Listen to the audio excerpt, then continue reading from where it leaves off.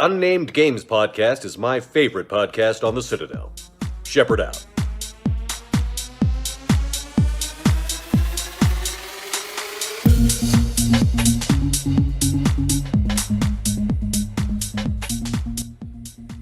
Hello, people of the internet. Unnamed Games Project log. Security Chief Chris reporting. Stardate 9985.01. We've lost the captain, and the first officer is also absent. But thankfully, I am joined by a Chief Science Officer, Alan Longfangs Howlett, and our resident red shirt for the week, Tommy, aka the one Tommy Gunn.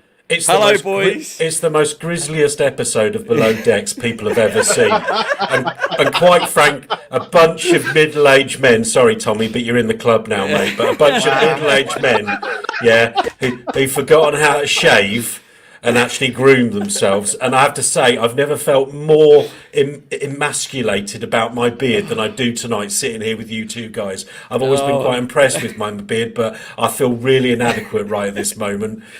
Yeah, but you can always take solace in the fact that you are not as adequate as both Phil and Craig, who are not here with their beards. Indeed. No. Yeah, you can emasculate both of them with yours, so it's always good, mate. So anyway, hello, people of the internet. Welcome to my janky intro. This is the Unnamed Games Podcast. I am Chris, aka Ratster Tweets, and as I said, joining me today to discuss all things pop culture and nerdy stuff with a gaming focus is Mr. Longfangs Alan Howlett, which is a regular, as I'm sure you're all aware of, and as I said, Tommy the one Tommy Gunn, one of our returning guests, as I'm sure you know if you're a regular listener to the podcast. Yeah, so we're just here to sort of, as we usually do, have a casual chat about our week, see what's been going on, get a feel for everything that's been happening, and talk about a few little bullet points. We've got a little bit to talk about PlayStation a little bit later, and their PlayStation Plus offering has been finalised and released, and a little bit about E3. So, I'll tell you what, let's kickstart what we've been doing this week. And as Phil isn't here to go last, as we know is tradition and all is right with the world, I'm going to ask our guest, because that's just polite, Mr. Tommy, what have you been up to this week? What have you been playing this week? Let's start with some gaming, mate. You must have been playing something. What have I been playing this week? So, no surprise, as you can see, wrong shoulder. There we go. That way. You know what? Trying to do it with reverse camera is amazing. Halo Infinite. Is that still going? People still playing that? Wow. Well, this guy is, mate. Just saying.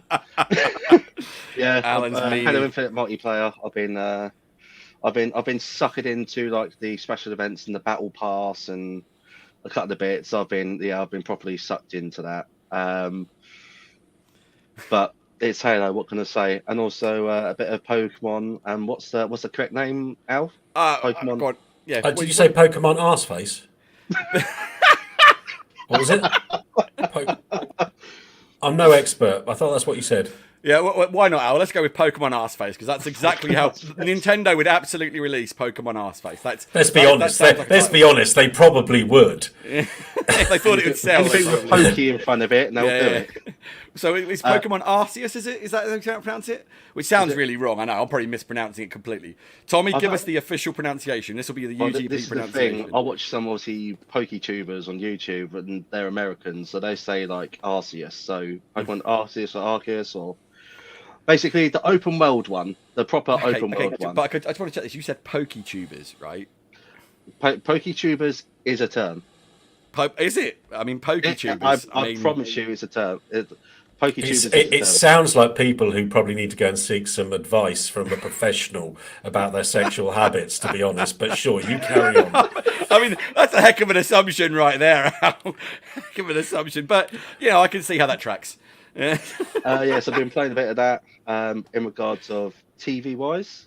I've been quite lucky to be able to watch the first episode of the new Halo TV series. No spoilers. See. Now, I personally, I've a couple of people already given me links going, hey, you can watch it over here. But I generally, I don't use those nefarious websites. I'd rather wait. But I have to say, if ever I was tempted, this was a big temptation. Yeah. To go to one of these illicit streaming sites. I mean, I just know people. It's fine. I just know people. Tommy is the man with the hookup. Apparently, there you go. Like Tommy knows people. So without spoiling spoilers though, Tommy, I'd love to hear, because I mean Craig is in it, and I know Craig's chomping at the bit to talk about it, but I'd love to hear, I know you're a bit of a Halo super fan, and just as and I've seen some mixed reports across the web, some people absolutely loving it, some people absolutely hating it. I'd love to hear what you think, roughly, like, you know, just give us some impressions, like no spoilers, no big giveaways. No. How are you feeling about it? It's one of those things where obviously being a huge Halo fan watching it, and it's kind of, I would say they have got lore within it, but it's a way. I think what people might find is that they want Halo as they want to see a Halo TV series as you're playing, like taking the Halo game and making it physically into a TV series. So they want to see the Pillar of Autumn and the first scene of Halo Combat Evolved. They just want to see Combat Evolved in TV form. Yeah, that's not where they're kind of going with this. But my first impressions is that I've really enjoyed it. It's obviously there's going to be a lot of people out there who are going to be a case of I can see where they're going, or it'll be a case of I really don't like it. You've got to like anything new. Like, obviously, as you guys were saying, like previously on previous podcasts, like the Resident Evil kind of films and stuff like that. Yeah. You mean Craig's favourite? Yeah, absolutely. Craig's favourite. We all know Craig's a super fan of that. If you are a fan of Halo, it's worth a watch. Even if it's a case of, at first, you kind of think, oh, well, why have they done this? It's only the first episode. You've got to kind of just watch it to get your teeth sunk into it. So I'm looking forward to watching episode 2, which I know is has been aired now. So I'm looking forward to seeing it, but it's very much a case of it is. I'm not going to reveal too much, but the beginning scene of the first episode was brutal. I've heard it's very un-PG, shall we say? Like, you don't want to watch it with kids. It's definitely un-PG. So. Yeah, which I'm cool with, because Halo is a war story at the end of the day, isn't it? You know. So, oh god, absolutely. You know, it kind of, if it was a bit too, you know, kidified, it might take away from the bite that Halo has. Especially when you see it live action, you need to see that kind of, you know, absolutely. In your face, like or gratuitous, but it needs to be real, doesn't it?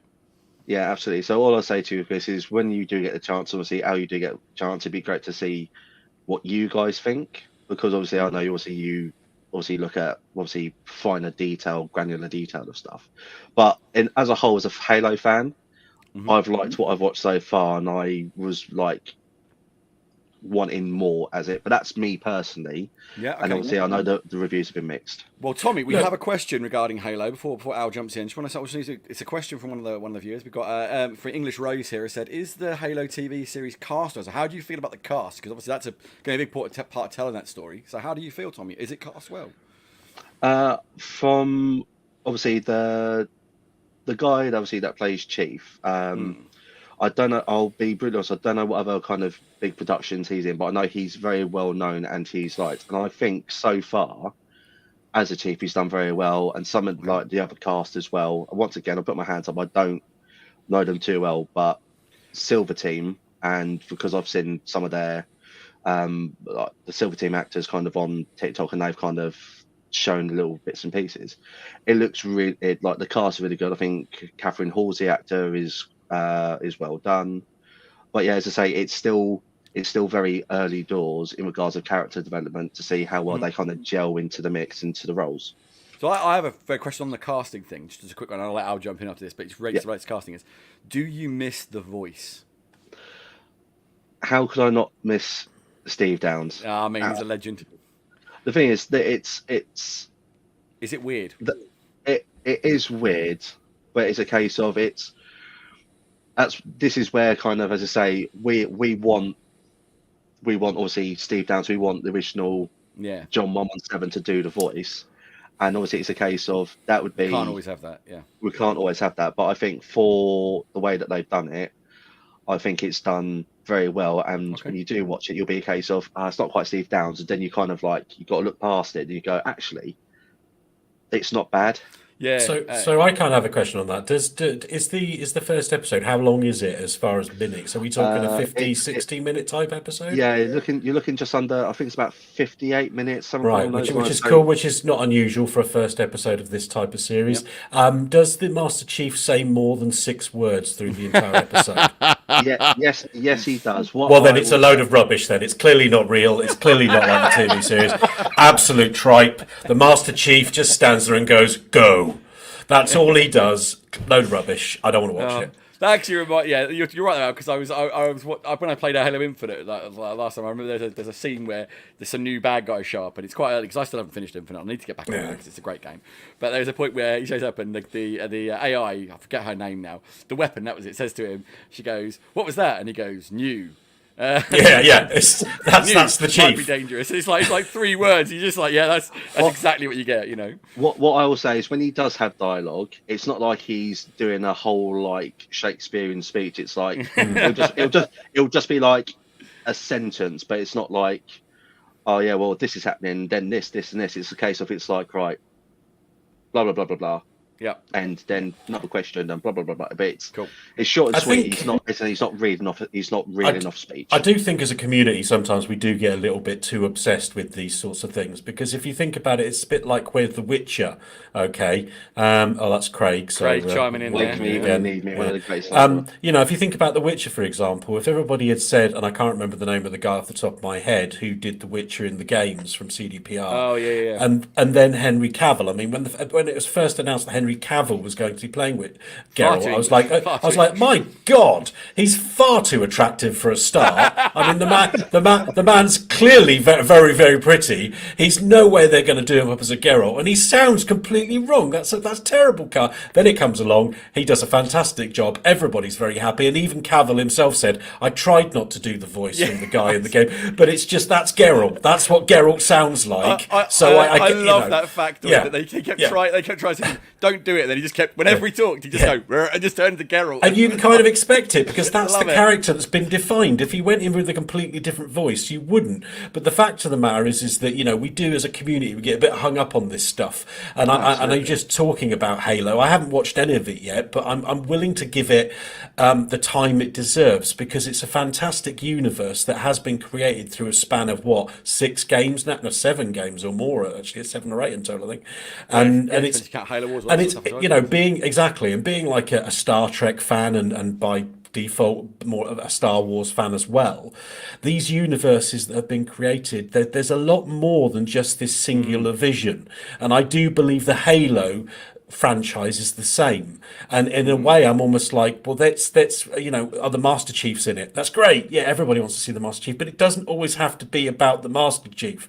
There is a whole war and a whole thing of the whole human race happening within the Halo universe about their possible extinction and the Covenant and everything. It doesn't always have to be that, but the community's like, oh, it hasn't got the Master Chief and it's rubbish, it's going to be terrible. And it's like, it's not giving the universe a chance to develop and actually become bigger and broader than the sum of its parts.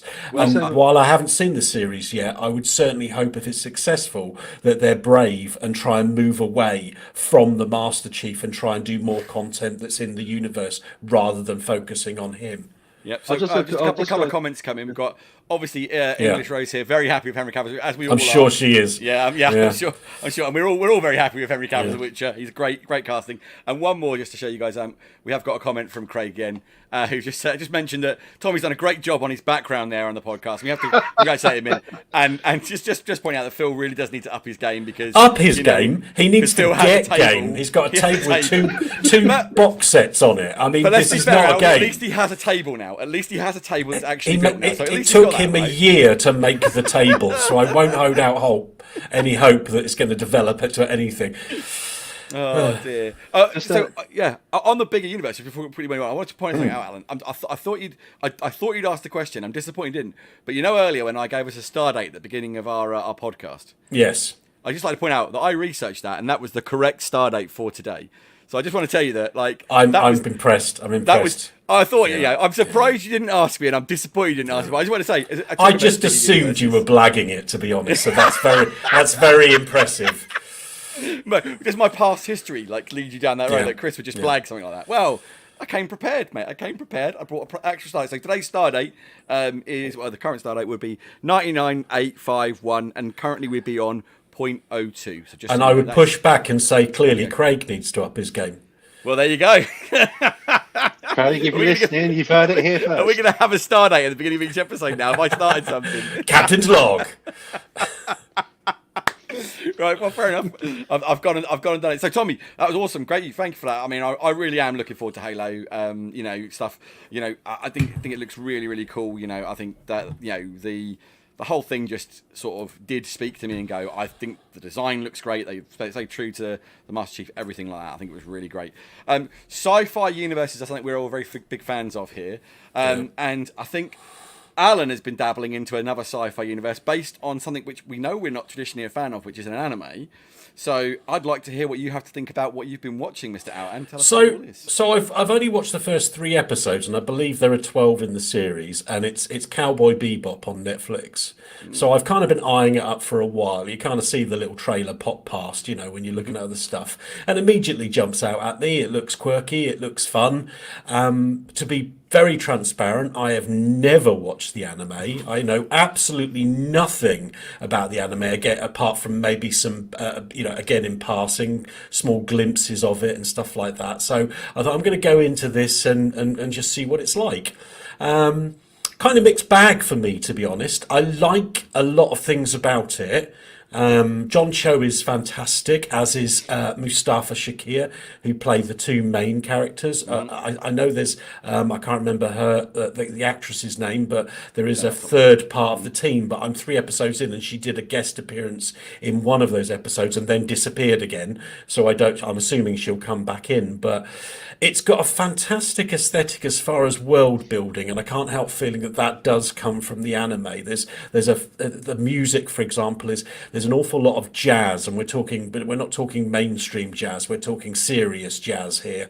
Serious jazz. Wow. Serious. We're talking some top dollar serious jazz, and it's fantastic. It definitely gives an aesthetic to everything that's very unique, and I feel that they are definitely going, and again, not having seen the anime, I don't know how much of this comes from that, but I definitely feel like they're going for this definitely predefined aesthetic. It's quirky. They've got kind of this, it's kind of like this combat where it's all kind of like their lives are on the edge, but they're kind of making quips and stuff, and it's all very tongue-in-cheek. But upon saying all that, I come away from it and I think, yeah, it's all right.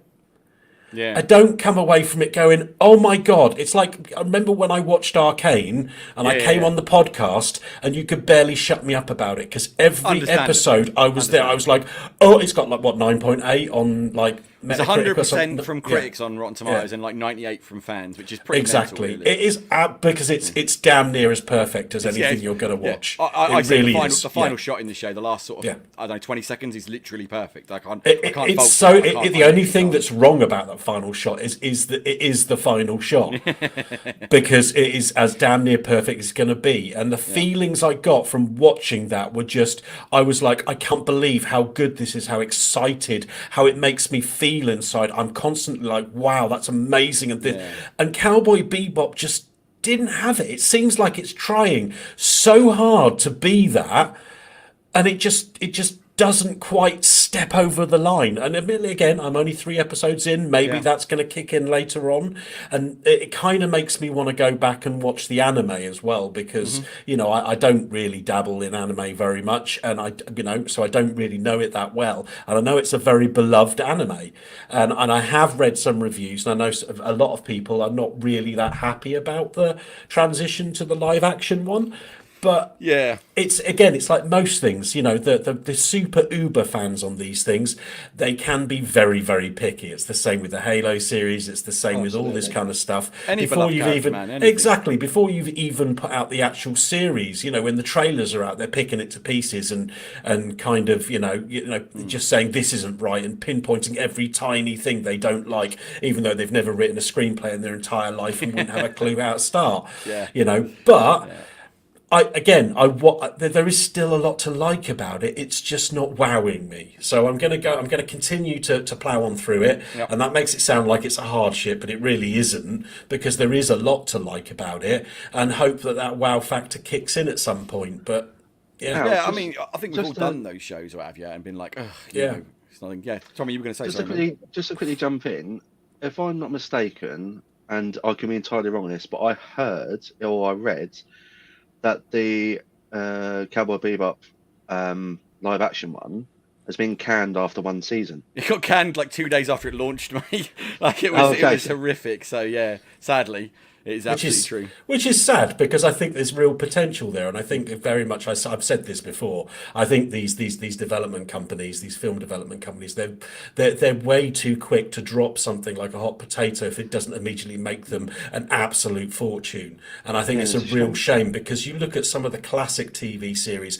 even going to my favourite Star Trek Next Generation. That didn't really kick in till the third series. If that came out now, that wouldn't have made it to the third series. Oh no. It didn't make it to like the best of both worlds. Was when it really kicked in. That was the most monumental episode, and that was at the end, or straddling series 3 and 4. Don't get me wrong, they were good episodes, but nothing that really blew your mind up until that point. I agree 100%. So I think it's a shame, because quite often these series do take time to find their legs and to really find their place in the metaverse. And if they're just going to cancel it if it doesn't immediately get that massive figures off the bot, it's a shame. And then when you get like series, what was it, Another Life, is it, with Katie Sackhoff? That gets renewed, and you're sitting there going, what?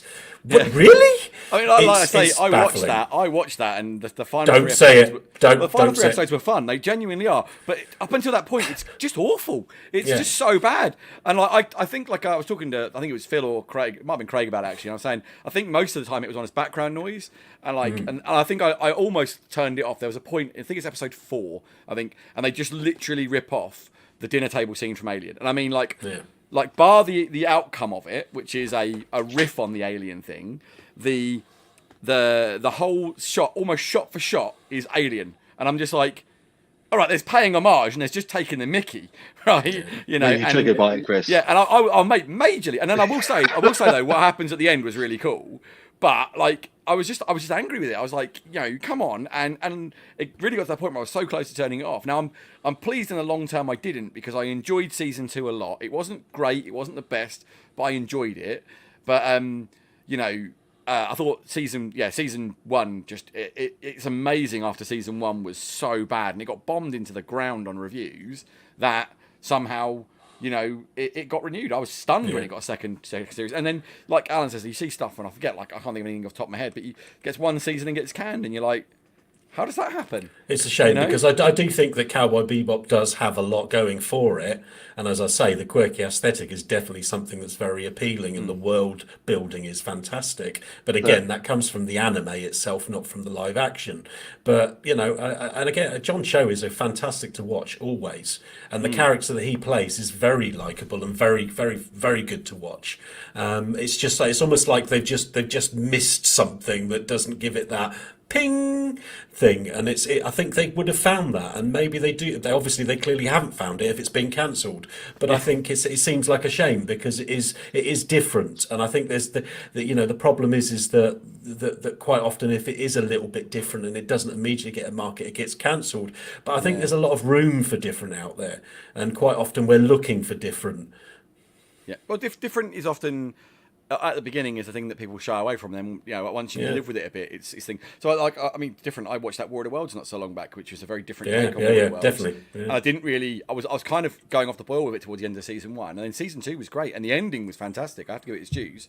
Really great ending to it, and I'm well happy I spent the time with it. But I can see how other things, other people would have turned off by then, So anyway, bizarre as it is, but sticking with some sci-fi, I'm just going to talk about something I've watched this week. I rewatched, I should say, because it's a film I genuinely was quite surprised when I watched it the first time, and I thought was really good. And I thought, I was looking at my DVDs, going, what should I watch? Not DVDs, sorry, Blu-rays, because I just want to clarify that. I've at least hit Craig's minimum standard of things. It's actually a 4K Blu-ray as well, and it was Life, starring Ryan Reynolds and Jake Gyllenhaal. And I was like, I'm going to put that on. I quite fancied that, and I have to say, I think the first time I saw it, that was not the film I necessarily expected it to be. But wow, I enjoyed that movie. That was a cool film.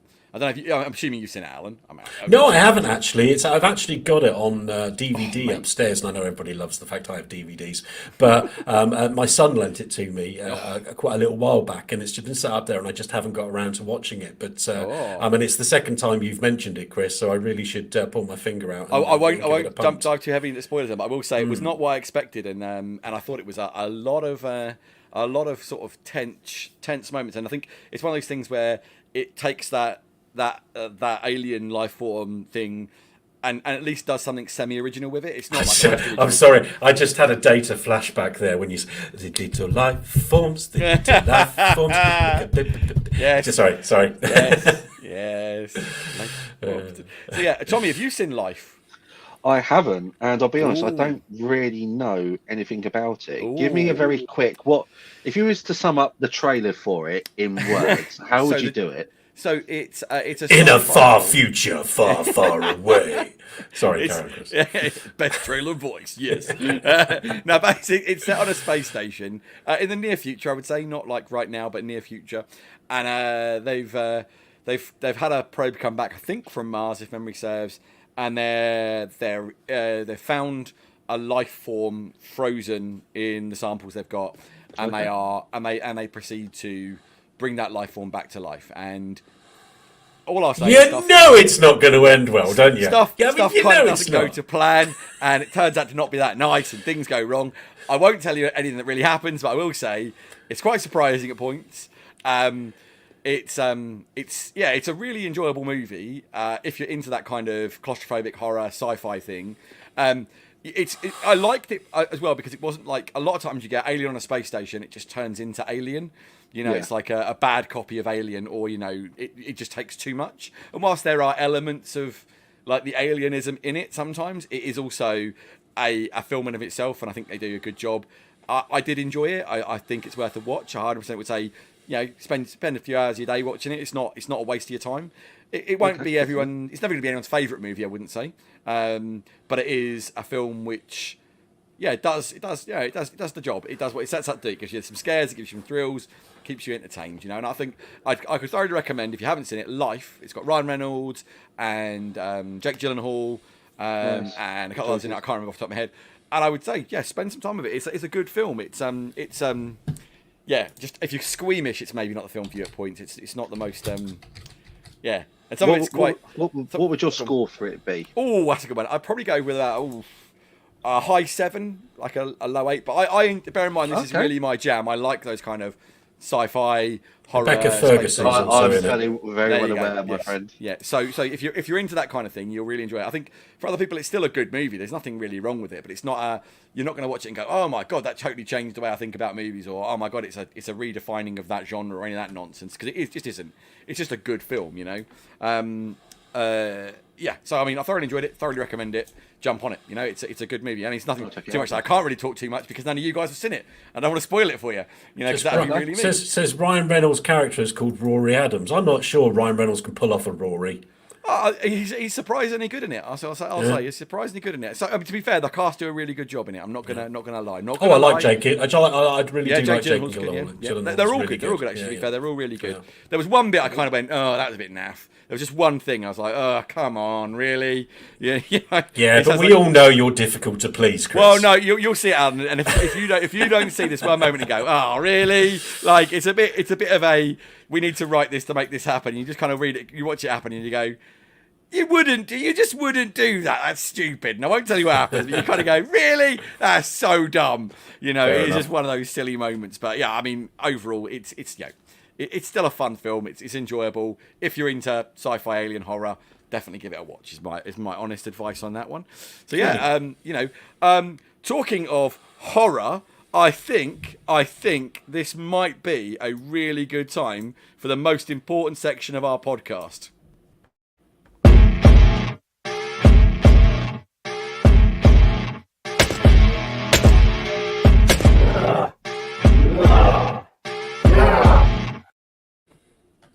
So, in breaking news this week, Will Smith slapped Chris Rock at the Oscars. Oh, no, wait a minute. Wrong sheet.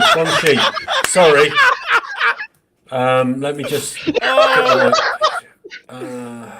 we go. Okay, yeah. So, Bruce Willis, not Will Smith. Bruce Willis is actually he's had some really sad news. Yeah, this week. really sad news. It's really sad I news. was wondering if he's actually just retired because he has some basically I can't remember what the disease is called, but anaphasia, which is basically he's going to start losing his cognitive abilities.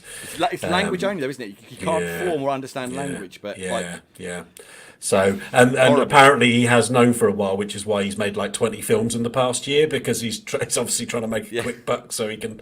But no, that's going to be sad to see him retire because, you know, some of the seminal films, Yippee-ki-yay, motherfrackers, is, seminal. But anyway, Bruce Willis in my game Project Zomboid has reached a milestone, has doubled the time that Keanu Reeves spent alive. Ooh. 6 months with over 6K zombie kills. Things are going smoothly. But I decided today to have a little bit of a change, because after a while, when you're playing a long-term game of Zomboid, you've become quite strong, you've got set in your ways, you've got all your armor kitted out, you're doing serious damage, you're not quite, and don't get me wrong, it only still takes one bite to kill you. You have one moment of like, I was watching one of my favourite streamers, Royale with Cheese, who's been playing his Project Zomboid character for a year, and he has it on like 16 times pop, and he was looking at somebody in chat, he answered a question, turned it back on, walked up to a tree, and a zombie came out and bit him, and it was all over.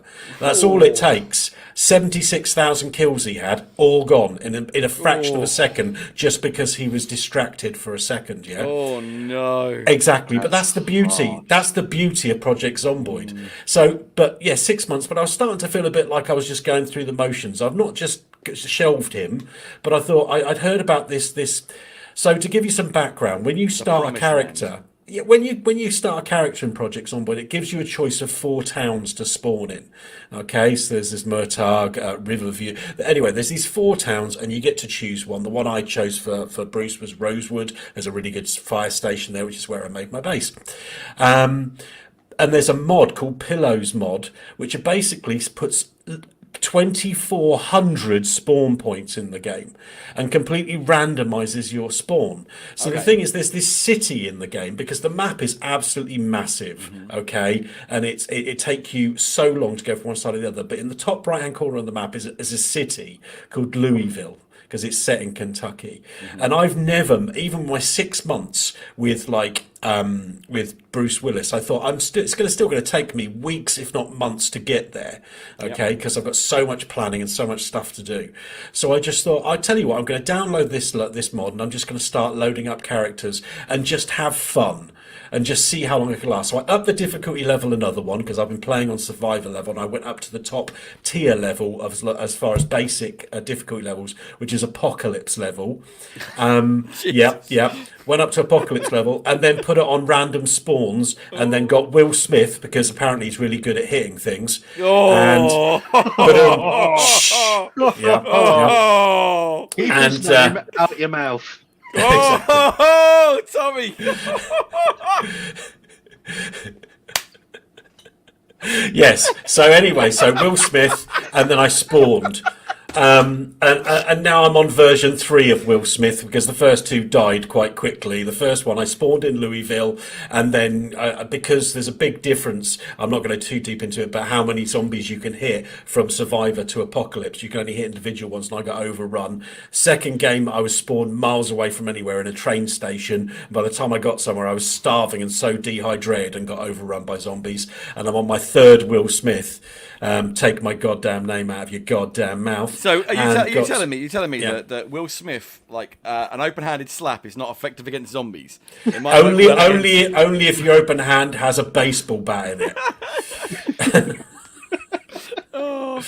But yes, that was a recipe for carnage right there. Having a character named that. Well done, Al. I've got to say, well done. What can I say? But so he's still my 3rd version is still alive as of this podcast. But it's not about longevity. It's about having fun and seeing parts of the map that I haven't seen before. And this 3rd one spawned in Louisville as well. So I'm in the middle of this city, and the zombie pop there is like 16 times bigger than everywhere else, and you just go out the door and there's just freaking zombies everywhere, and you can't possibly kill them all. You have to kind of try and lead them around and try and get away from them and try and lose them in the alleyways and stuff. It's providing some really interesting and new gameplay for me, and I'm really enjoying it still. So I have a question for. Well, I'm going to give Tommy the opportunity because Tommy is guesting here, and he knows about Project Zomboid from all the super updates we get. Like, the most important thing in the podcast, obviously. In fact, Tommy's messaged me several times going, "Oh, how's Project Zomboid?" He hasn't at all. I'm just lying. Just trying to make you feel good, Al. But Tommy, do you have any pressing Zomboid questions for Al? Because you obviously are a guesting. You might have some, pressing Zomboid questions. Now, the thing is, I do have one, but I'm so afraid of getting ridiculed right now. It's unreal. I've never heard of this game until today. Right. And so, first of all, let me just point out, why the hell have we got Tommy on here if he doesn't even listen to our goddamn podcast? To be fair, he must have heard it. I think he's lying because maybe he watched the episodes when you weren't in, because he watched some episodes recently.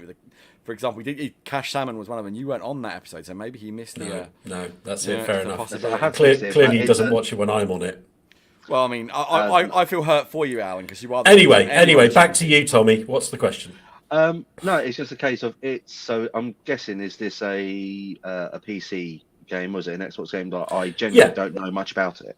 So I don't want to take a lot because I've already spoken about it an awful long time. But essentially, it is. Have you? It's an early access game. Well, generally, I talk a little bit about it, just an update, but I've done a bit more this week. But it is an early access game that's basically been in early access since 2013.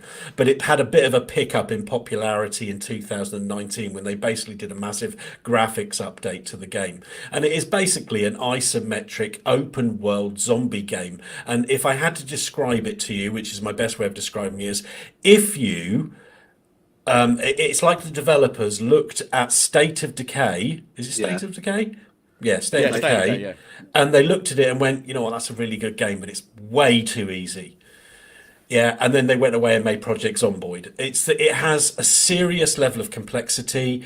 It has insta-death. So you die, that's it, your character's gone. You can still spawn in the same map with new characters, but the power goes off. You cooking, farming, and it's still being updated. There's the 4.42 update coming out hopefully this year, which is going to add NPCs and farming husbandry into the game. It's massively complex, but easily accessible, but brutally hard. You can, however, make your own sandbox versions that make it slightly easy for yourself, but ultimately one bite is death. That's it. You're contaminated and you die. Well, I'll make you a promise. The next time I'm invited on and a guest, I will know about Zomboid properly, and I will have a better question for you. Excellent. Good man. I was going to say, Alan, I will also clarify. I don't think you talked about Zomboid that much this week, as opposed to you talked about Will Smith hitting people this week. I'm just going to be completely. Well, I'm just in line with everybody else on the internet. What can I say? Yeah, which is basically what the internet has talked about all this week, hasn't it? Mm-hmm. Some of the classic meme images. Because you talked about it so much, do we need to rename the episode? Yeah. Let's not go there. So I'm going to just quickly touch on a game I've played this week. I picked up and played, and I've been having a lot of fun with. And it's not my usual fare, but I was working at the bet show, like I say, last week, and I was speaking to a girl who was working on our stand, and she told me about. I wasn't even aware this game was launching. I knew the character from the game. I knew like the games existed, but I didn't know there was a new one coming out, which was Kirby and the Forgotten Land. Now she told me about it, and I was like, Kirby game, not interested. And then she told me a few more things. I was like, okay, I'm slightly interested. And then she showed me something, and I was like, okay, I'm really interested. And she's like, it comes out today, and I'm going to stream it later. And I was like, I'll watch that stream and decide what I think. And about 20 minutes into that stream, I'd bought Kirby and the Forgotten Land, and I started playing it. Wow. And it's hella fun. I mean, it's not a game unlike, say, Project Zomboid or The Division or any stuff I normally play or we want to play, which is like particularly complicated or in depth or has complex systems. But you know what it is, and I absolutely love, is it's just really, really fun. It's just like gaming of old. Yeah. It's like so. If you know Kirby as a character, Kirby obviously his thing is he eats everything and he can absorb powers and traits from whatever he eats. So like at one point you eat a guy and you get a sword and you can swashbuckle a bit and sword up people. That's sort of the level of the combat. And or at least so far what I've got. But I was sold when about 5 minutes into the game. Like he walks into a room and some animals come to attack him, so he does his whole suck it in and eat them thing, and then at the same time sucks in a car. Which he can't quite eat the car, so he ends up stretched over the car and he becomes Carby. And I was just like, and then proceeds to drive down the road like it's pink car with eyes on it, driving the road. And I was just like, I don't know why, but I need to play this game. This is amazing. And yeah. Are you sure you were playing Kirby or you weren't tripping on LSD? I mean, it might have been, may be both, but I have confirmed since then that this is how the game actually plays and is actually the game. So, yeah, and I have to say, I love it. It's brilliant. There's one point you turn it. Well, so far there's a traffic cone. You eat a traffic cone, become a big pink traffic cone, and like, have to flip upside down and smash people with the pointy end of the traffic cone. It's just silly fun, and I absolutely love it, and I can't recommend it enough. It's not super complicated. There's little puzzles. You're saving. It's typical Nintendo. You go save the little cute animals and this, that, but it is so fun. Like the puzzles aren't super complicated. The platform is good. The mechanics are super sound. I can't say anything bad about it because it just works really well. It's been really well reviewed, and I've got to agree with everything I've read. It's just the big thing that all reviews say is how much fun they've had playing it, and I've had an absolute blast of it so far. Like I say, I'm not going to tell you that it's the most complicated game you'll ever play, and that, oh my god, the combat is so deep and intuitive, or the puzzles are like going to test you the highest levels of your intellect. None of that's true. It just isn't true because it's not what the game's about. But God, it's fun.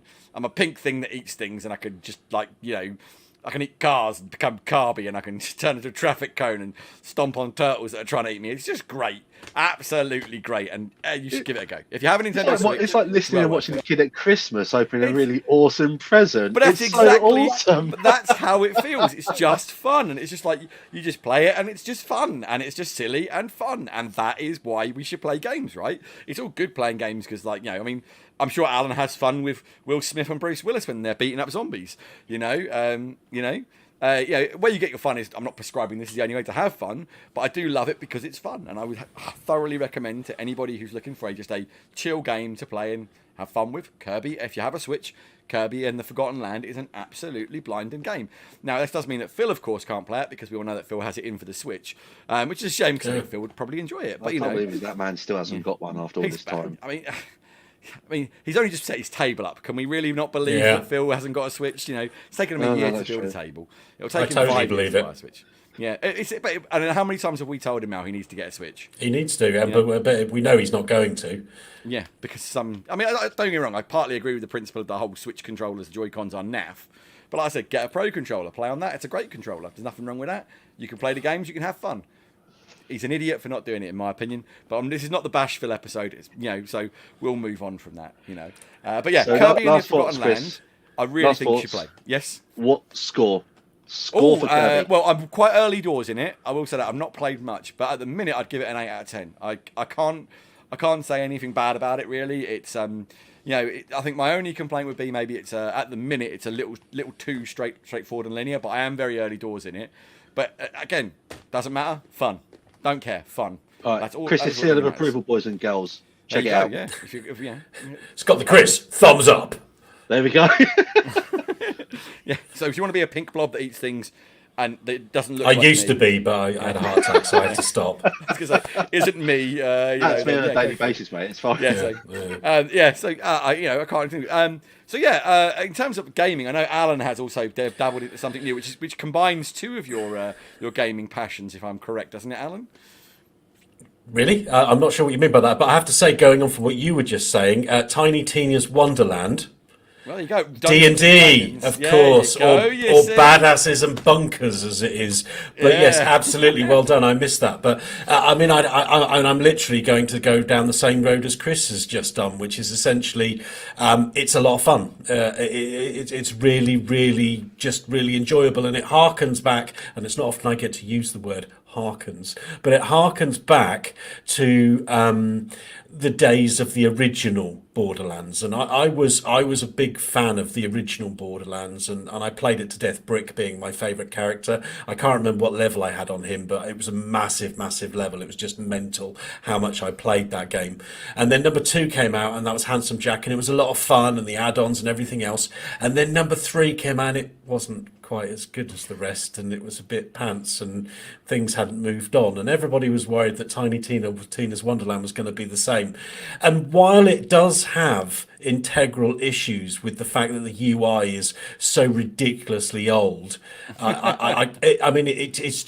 it's barely fit for purpose with the new like mechanisms that are in place for Tiny Tina's. Because bearing in mind, it's now based in a fantasy world, so you don't just have guns. You do have guns, which is fine because there are guns in D&D. In fact, because there can be anything you want in D&D. You can have spaceships in D&D if you want. Doesn't matter. It's your world. You get to do with it what you want. Don't let anybody tell you otherwise. The rule 100%. books are purely there to give you guidance. But if you want to say, but the rules, I'm making up my own rules, you're perfectly entitled to, because that's the whole point of the game. But anyway, that's my little rant over and done with about the brigade that goes, oh no, I think you'll find its proficiency is the...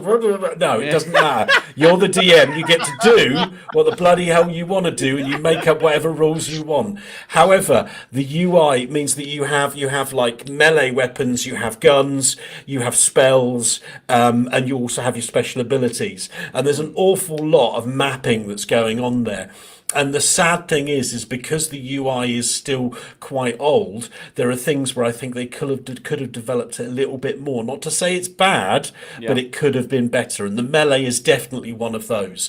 The melee, I mean, I find myself, I've got to far enough into the game where I'm using all those mechanisms. So I'm firing spells, I'm firing a gun, I'm then running up and I'm using the melee and perhaps using my special ability. I'm using all of it within the combat milieu, which makes it very... I know, right? I'm really on a roll tonight. Check you. Yeah, but the thing is, you feel really like there's just so much fun in that combat, but then I find myself restricted with the melee because I want to do maybe blocking, or I want to do... And you've just basically got bash it until it's done.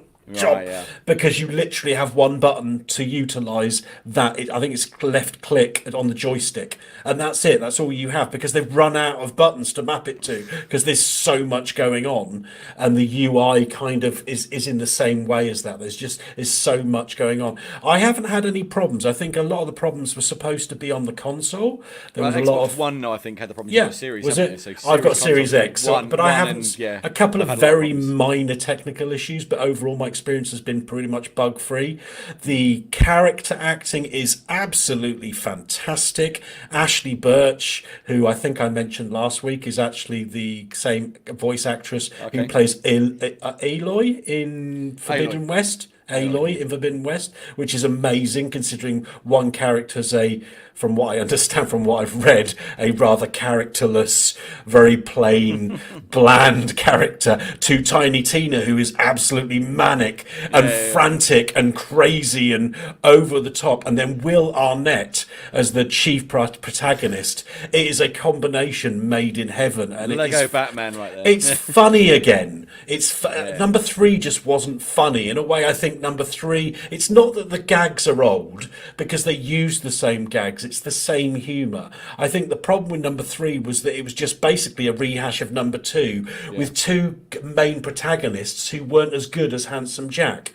So it's the same media thing that they were doing, exactly the same sort of direction of the story. And it was like, well, I've already played this. I'm just playing the same game. And these guys aren't as entertaining as Handsome Jack, so it's rubbish. But I don't think the jokes of, the way that they create the jokes and the fun part of it, that's all part of the Borderlands Tiny Tina's Wonderlands franchise. And I love it. It's great fun. It's not, it's not trying too hard. It doesn't have to. It already knows what it is. It knows what it's doing.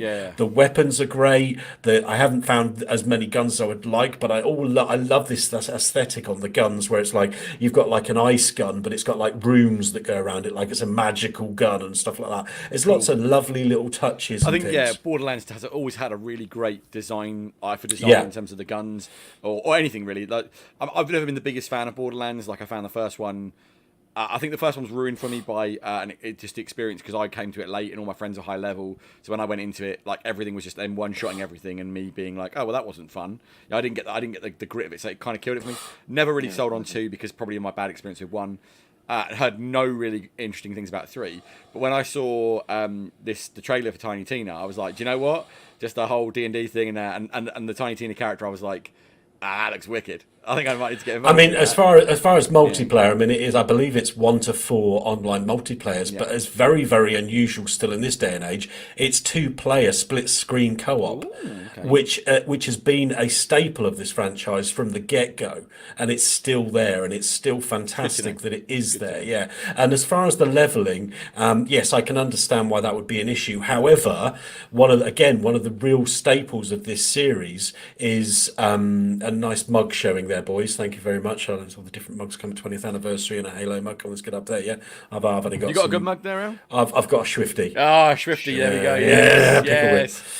Swifty. But yeah, what was I talking about? Talking about the leveling. It doesn't matter what level you are when you jump into somebody's game, because if you're level 60 and they're level 5, they will be firing at level 5 monsters or bad guys, and you're firing at level 60. Yeah. However, there is still a slight element of they can kill them in one shot because they've got powerful weapons. Yeah. But you can still, it's not really a blocker for you to actually play with somebody with a much higher level character. And there's something lovely about the character development on this one. They've actually really leaned into the D&D side of things, and I haven't got to it yet, but you start off with your character, and I'm playing as Graveborn, which all seems a bit blood related, which is quite cool. But you can then, after a certain point, you can then multi-class and actually split your character so you can have points and characteristics from one of the other classes. So there's lots of combinations and things that you can try out to really make a unique build for yourself, and I think that's really interesting and a real plus point for the game. I mean, it sounds, to be fair, it sounds really good. I mean, like, good fun. I think I had a different stumbling block with this one, which was the pricing structure, which I go into and rant on, but I was not impressed with 2K doing yet again another 2K pricing. Yeah, 2K are not good. They're becoming another EA, in my opinion. I wasn't happy with that, but I do think it looks good. I'll probably wait for a sale or a Game Pass edition. Not that I don't buy games, because I bought Kirby, obviously, but I think for this, given the way I feel about it, it's like it's either going to be a Game Pass one for me, or it is going to be, like I say, I'll wait for a sale, pick it up then. And Borderlands games are traditionally pretty quick into sale, to be fair, so I'll give it away. But I do think it looks interesting. I think it looks really fun. I mean, I'm glad to hear that you're enjoying it as a D&D player. I mean, I'm not a hardcore D&D person, but I do enjoy a good D&D session. It's it's a lot of fun. I was actually reminiscing with a friend of mine how I missed my D&D session with my buddies and how I missed my character. I had a ranger called Grayson, and he was cool. It was a character I rolled out, and you'd appreciate it. So I just rolled the character, and then I kind of looked at all the stats and looked down and went, so he's basically Batman. Hence the name Grayson. Nice. Yeah, I had no intention of making Batman as a character. Just kind of rolled all the stuff, and then went, oh, that's a problem. Hence Grayson. I didn't want to be too on the nose, but I was like, there you go. And it was a lot of fun because I enjoyed the whole. There was a good dynamic in our group because I was a lawfully good character, and there was neutral. I can't remember, but and one of my guys was playing a chaotic good, and he was a bit, and I can't remember anyway, but it was causing tensions in the group with some of the stuff he would do to what I would do, and I was like, no, you can't do that. If you try that, we're going to have a fallout. And so there was inter-group thing. So when people really got into playing their characters, it made it became really interesting in that respect. So it was quite cool. Yeah, that's always good. I'm hoping that I've got my second session with the group for the one. It was supposed to be a one shot, but it's on rails adventure, which is the first time I've DM'd, and the second session is next Saturday. But the guys, the more confident they get, and the more they're getting into their characters. But they made a really good effort to sort of lean into their characterizations, and I was very grateful. And I tried to set the atmosphere and put on the NPC voices. You don't have to do it, but I kind of like doing it. The community is very divided about, but again, it always comes down to what you want to do. And, I've based a lot of my D&D watching off of Critical Role these days. And some people are actually very much against Critical Role because they say they've misled people, but they haven't, because they very much do their own thing. They're voice actors, and it's a presentation and it's entertainment. It's not how everybody has to play D&D. You play it how you want.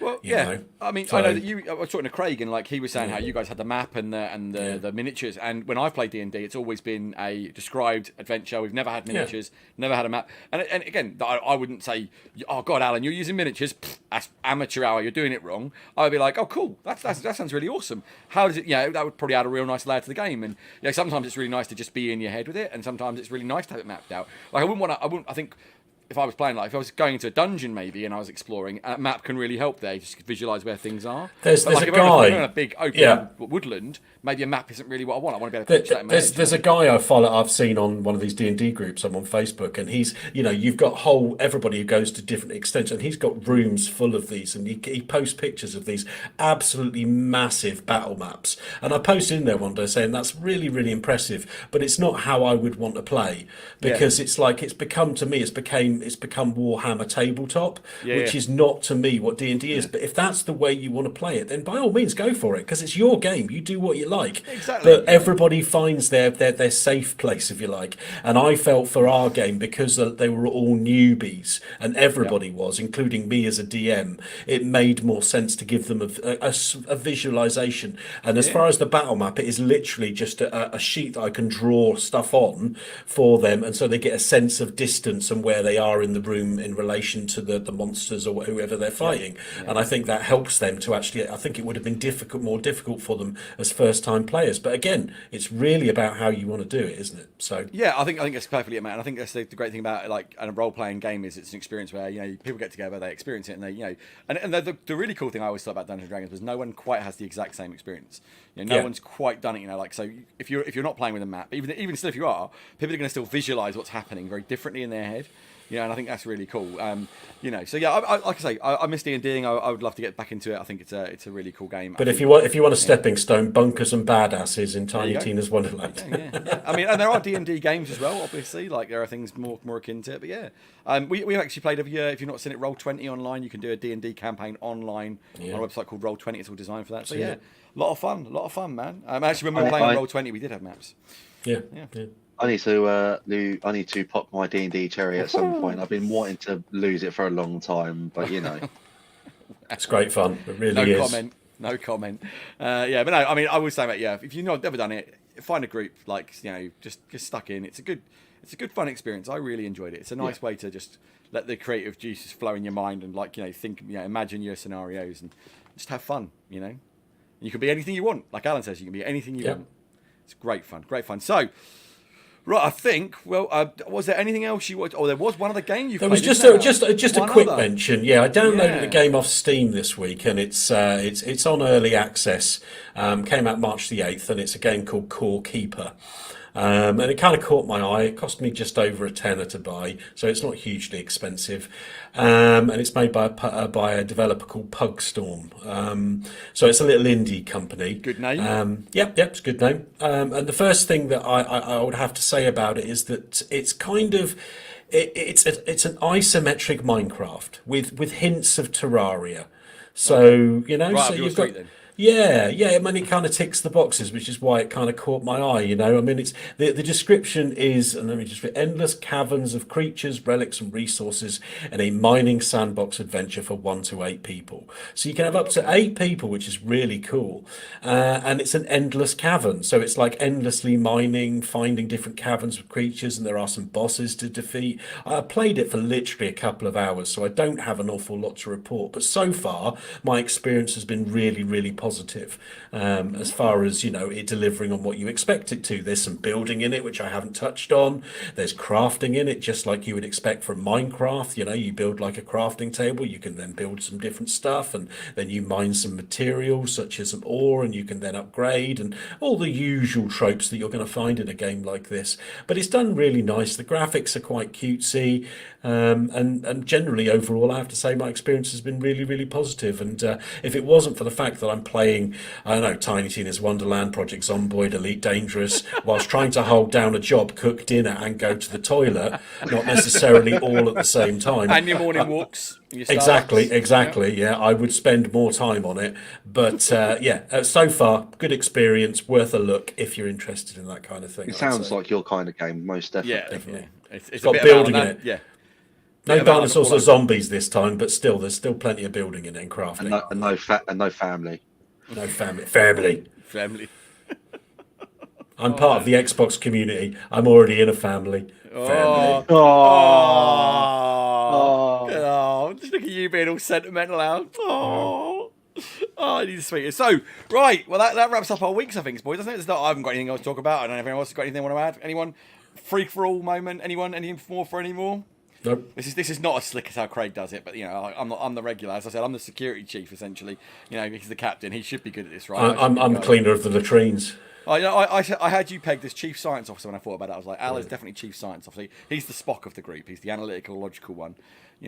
But he may be a bit too emotional sometimes for Spock. But Yeah. We'll Let's face it. I don't know. Spock's been pretty emotional. Let's be honest. Moments, yeah. Maybe I'm in permanent pomfar. Yeah, maybe. God, this is getting nerdy right now, isn't it? Love it. So that brings on to a couple of talking points. So we talk about PlayStation. PlayStation Plus PlayStation finally announced the redo to PlayStation Plus. We talked about this a little while back, and sort of mentioned obviously the bits and pieces. So I was going to just sort of talk about it. There is obviously a bit to unpack. We have the new PlayStation Plus. Did we all have a good look at it? Reading it now. No, I did look at it, but there's a lot of information in there to be fair. There's a lot of stats and numbers, isn't there? Yeah, lots of stats and numbers. There is many a tier and many a different price bracket and everything. So the big question is, I think going into it, I mean, I'll tell you what we'll do is we'll talk about a quick rundown of what you've got. There are 3 tiers now, which is PlayStation Plus Essentials, which is essentially PlayStation Plus as it is, or PlayStation Plus as it is today. There's no changes. It's the same price. Nothing's changing there at all. Or compare it to the Xbox. It's games for gold. Yeah, it's Xbox Live Gold. Yeah, sorry. And then you've got PlayStation Plus Extra, which is all of everything from the Essentials tier. So you get your 2 free games a month. You get your discounts and cloud storage for your save games and online multiplayer. And then which is Game Pass. Well, that's gold, mate. Sorry, I'm just going back to that one. PlayStation Plus Extra, which is the standard Game Pass, as you were saying now. This has all the benefits from the Essentials tier, and then adds a catalogue of up to 400 of the most enjoyable PS4 and PS5 games, including blockbuster hits from the PlayStation Studios catalogue and third-party partners. And games in this tier are available for download to play. So you can install them to your console and play them. And this is going to be for US $14.99 in dollars. Europe it's €13.99, €10.99 in the good old English pounds, and then in yen it's 1,300 yen a month. And then you've got PlayStation Plus Premium, which is everything from the past 2 tiers. Then it adds an additional 340 games, which includes PS3 games available via cloud streaming, and a catalogue of beloved classic games in both streaming and download options for the original PlayStation, PlayStation 2, and PlayStation Portable. This offers cloud streaming access for the original PlayStation 2, PSP, and PS4 games in markets where PlayStation Now is currently available. Sorry, just a bit of, my coffee's repeating.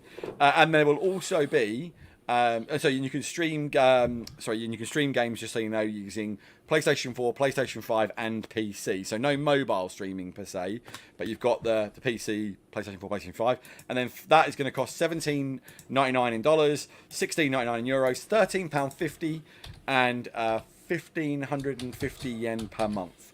So they are obviously the new big ones. They are I guess this is what you would call Sony's clap back to Game Pass.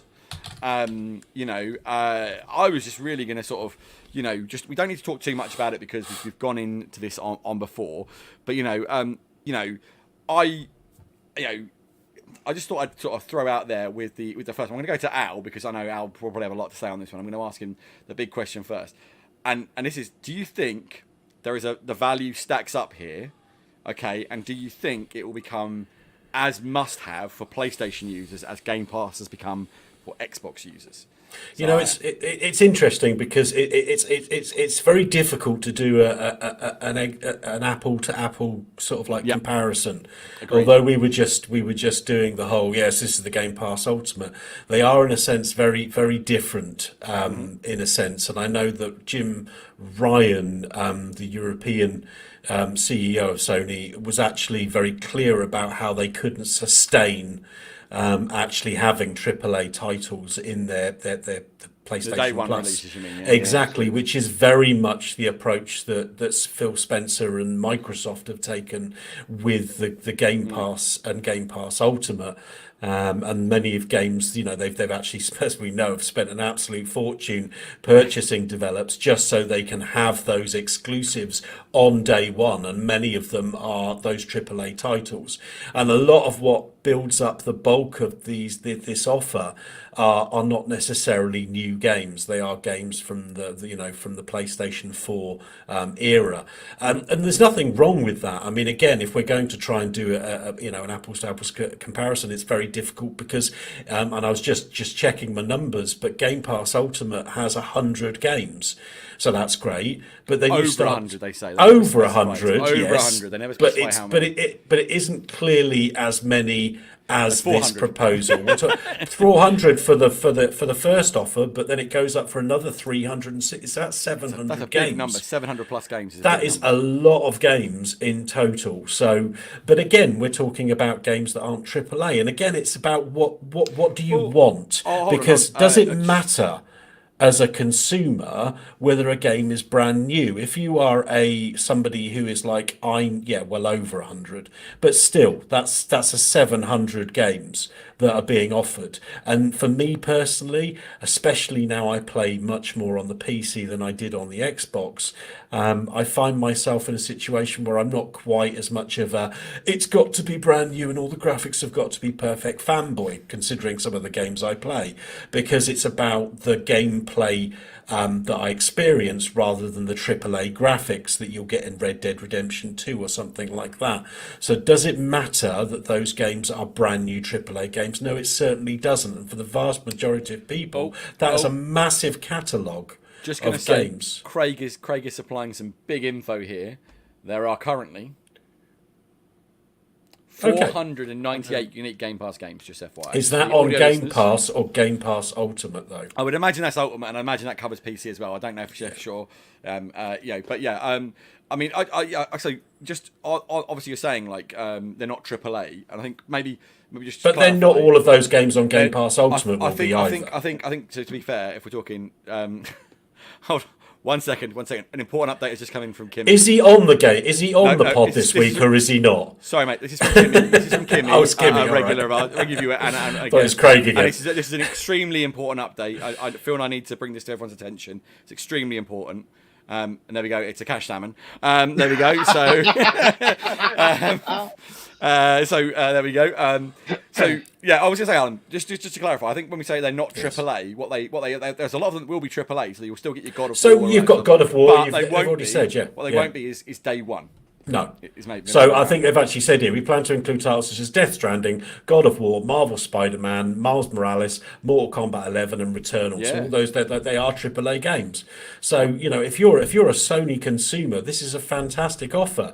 And it seems to me they're now getting the same customer offer that we get as Xbox consumers. Yep. They're getting a lot of games and a lot of choice for a very, very tight package. And I'm very happy for them. I think that it is, and I just used the words tight package. Hey! But thank you very much. Thank you very much. I can't believe I missed that. Boom! I was probably still living in the cash salmon space in my head, but yeah, tight package, Alan. Well done. Tight package. Thank you very much. But yeah, so I think it's a fantastic move for Sony, and if anything, it shows that maybe they're looking at the business model of Microsoft and going, you know what, that's really popular with their consumer base, and it's really smart. And it's about time we got in line with that, because there's a lot of similarities, not big comparisons, but there is a lot of similarities in what they're offering. You're right. They're not exactly the same thing, but they've certainly looked at what Xbox are doing and gone. Yeah. I think we need to. I think it's also been so widely covered now that Game Pass has been the best deal in gaming again and again, and people have been like, oh my god, Xbox Game Pass, there's nothing like it. Sony need to up their game, and to see Sony essentially clap back with 700 games, it's a fairly impressive shout, I think. But I want to go to Tommy with this next question and ask you this, Tommy, and this is a bit of a thing. Obviously, Alan said, there's going to be AAA, but there aren't going to be a day one release. We are going to get these timed demos for a lot of day one by the sounds of things. Yeah. But do you think, in all honesty, because obviously one of the big shouts for Xbox Game Pass is day one, all Microsoft Game Studios games will go in day one into Game Pass. We know this is one of the best reasons to own Game Pass is you don't buy any new games, right? So Halo Infinite, the new Gears when it drops, whatever your jam is. If Microsoft make it, Forza, you can get it in Game Pass. So here's the question. Do you think Sony not including day one first party studio games is going to hinder the uptake on this, or do you think PlayStation customers will just be blown away with 700 legacy titles, the ability to cloud stream some of them? How do you feel? What do you think, Tommy?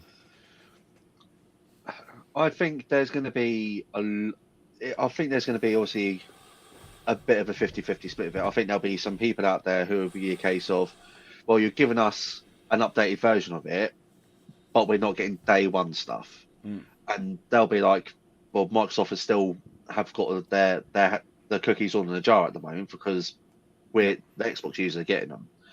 And the other people will be a case of, do you know what? We've got this massive collection of all these games.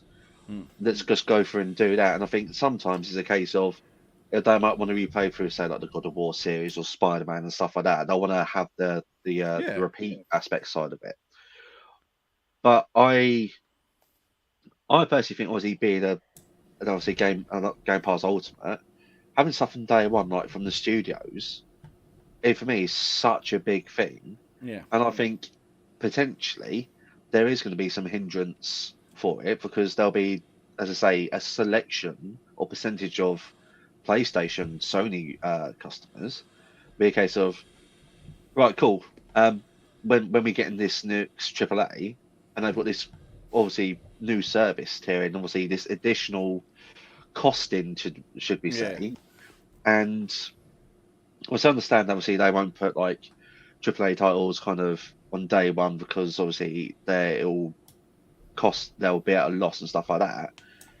But surely, sometimes how I kind of see it is like if you take stuff at a loss, you build up the base, and then you'll reach that tipping point where you go from loss, go to neutral, then you'll get to positive. And I think if they did, I think potentially Microsoft would have a bit of potentially a run for their money aspect, because if Sony will drop in, say, the new Spider-Man game on day one or the new God of War, anything like that, I think it's a case of there'll be a lot of people kind of go, or hold on, if I'm paying the subscription amount and the new God of War's coming out on day one on obviously the highest tier, then I'm not being funny. I'm not as a PlayStation owner, but you'd be crazy not to say, you know, I'll pay that, and I know for a fact that I got to shell out.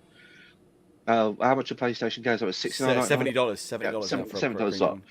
PlayStation 5 anyway. PlayStation 5 we should clarify. Yeah, exactly. So at the moment, as we know, as general, cost of stuff's going up, and they're kind of saying 13 odd quid, and you're getting to play a brand new $70 game on day of launch.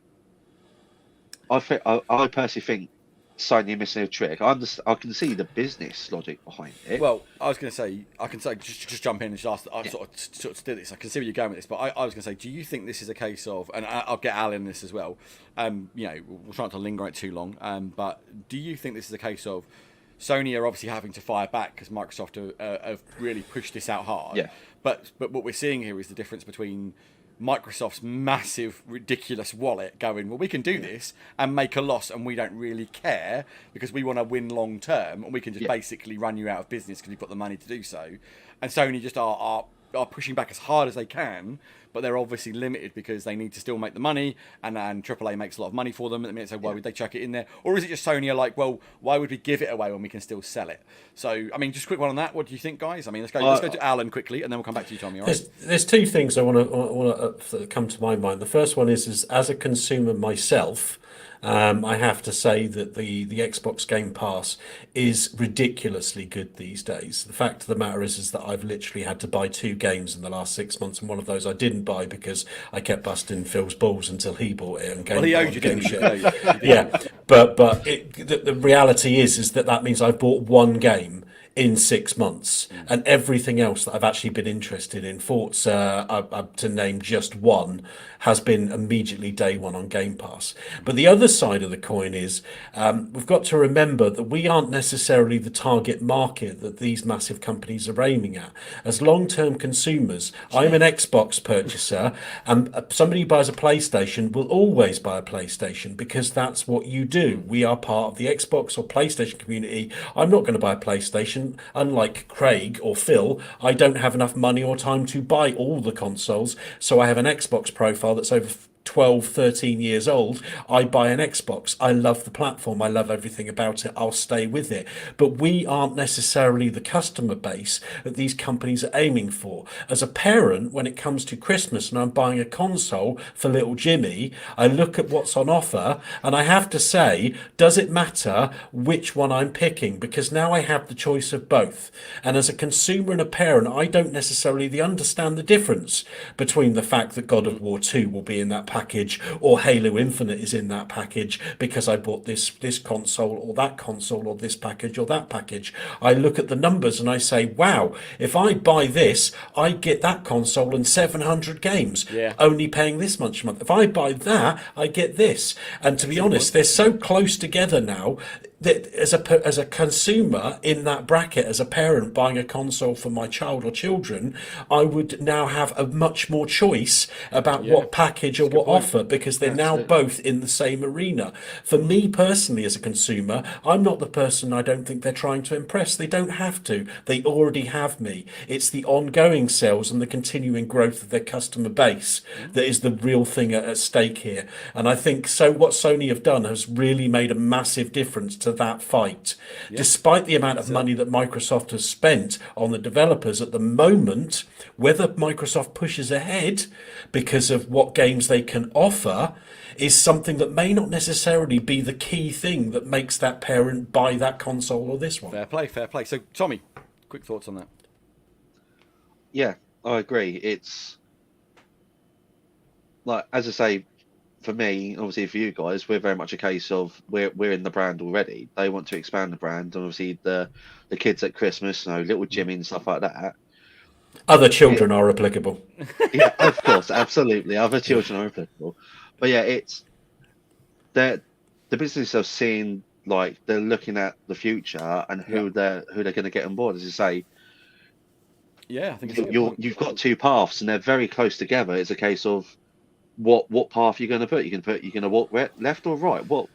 I think like you raise a very good point. That it's like, where have they basically made the salesman's job a lot harder now as well? Because last year it was maybe a case of, buy an Xbox because for £15 a month you get all these games included, and out of the box you're good to go. Whereas Sony have now got can clap back with that and go, well, hey, we've got 700 games, and it's like, so I totally get it. I think it's a really good point, Al. Really, really good insight, sir. Really nice. Well, they just don't pay me enough. What can I say? I will say this. I think there have been some rumours circulating that Microsoft may have a weapon to fire back at Sony with this. We'll see what happens.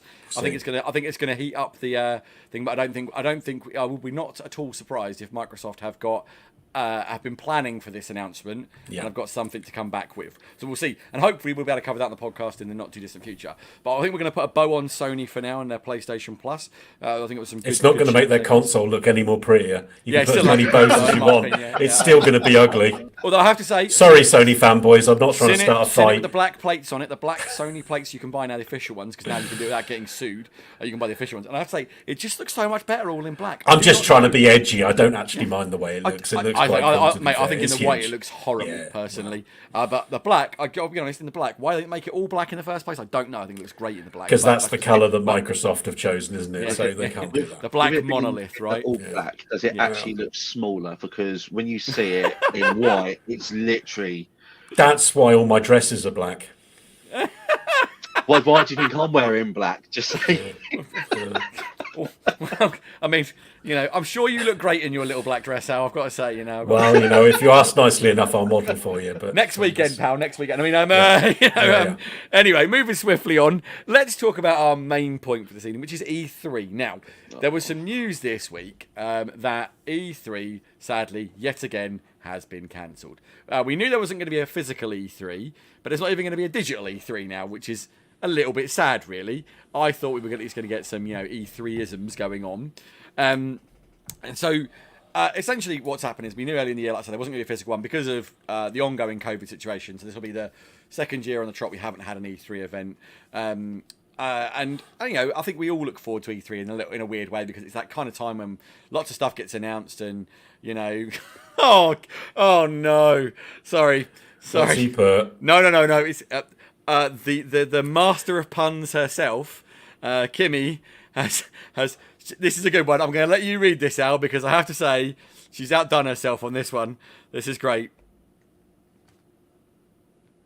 Nice. That's nice. I mean, credit. That's good. Well done, Kimmy. Is that your I'm gonna- OnlyFangs account, Alan? OnlyFangs. And What a clearly, wordplay. she's a paying subscriber. Yeah.